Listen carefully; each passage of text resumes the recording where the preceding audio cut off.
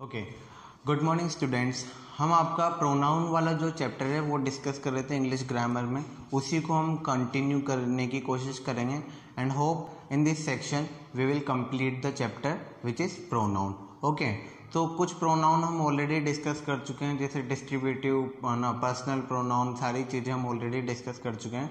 Now in the next section we are going to discuss demonstrative. हो सकता है writing थोड़ी मैथ है, कई स्टूडेंट ऐसे हैं जिनको राइटिंग नहीं समझ में आती है, तो जो मैं बोल रहा हूँ ना एटलीस्ट उसको आप ध्यान से सुनिए। And if you can not see anything on the board you can also check your book, है ना, देन उसके अंदर आपको, because whatever I have written on this board is the copy of your book. Okay, so if you want to see something you can check your book. Let's see the next pronoun, demonstrative pronoun. Now what is demonstrative pronoun? Demonstrative pronoun indicate something. I just wrote the keywords, ठीक है, not the full definition. full definition की आपको या तो PDF provide करवा दूंगा या आप जो है आपके बुक में से भी देख सकते हो। Now let's see.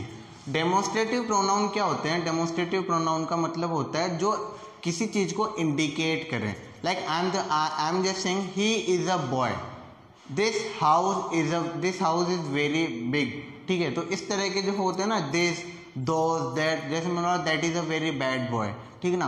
तो अगर ये वाले दिस, दैट, दीज, दोस ये आपको मिल जाए तो ये होते हैं आपके कौन से? Demonstrative pronoun. जैसे मैंने बोला दिस इज अ हाउस, है ना, दिस इज अ हाउस, या फिर मैं इसको ऐसे लिख दूं, अगर this is very big house, ठीक है।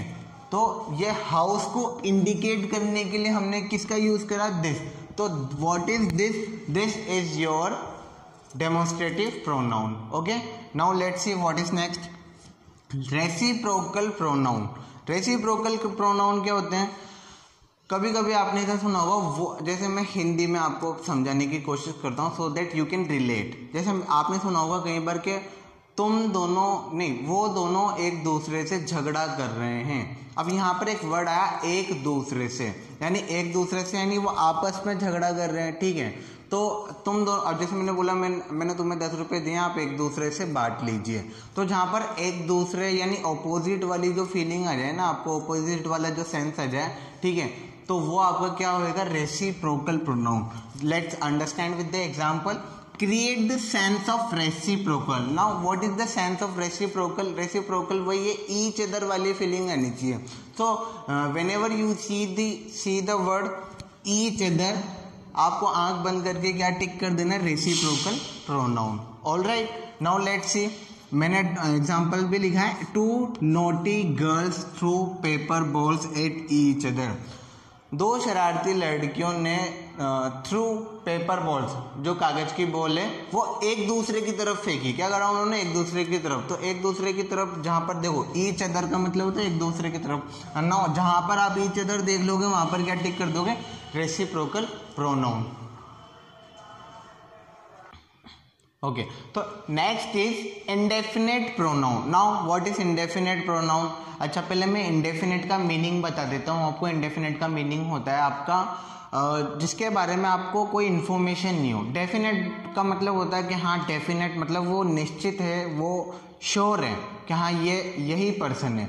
इंडेफिनेट का मतलब है कि हाँ हम पता नहीं लगा सकते कि कौन है।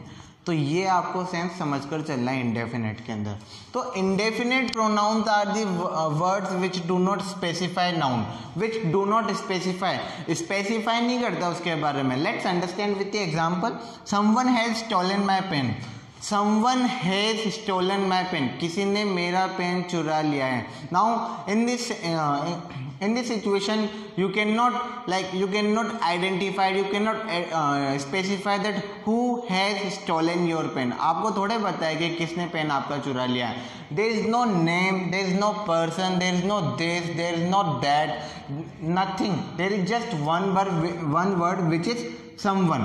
someone आ सकता है, somebody आ सकता है, no one आ सकता है, nobody आ सकता है, anyone आ सकता है, anybody आ सकता है ना। so if you see this kind of a word then क्या होगा, वो इंडेफिनेट प्रोनाउन होगा आपका, क्या होगा, इंडेफिनेट प्रोनाउन।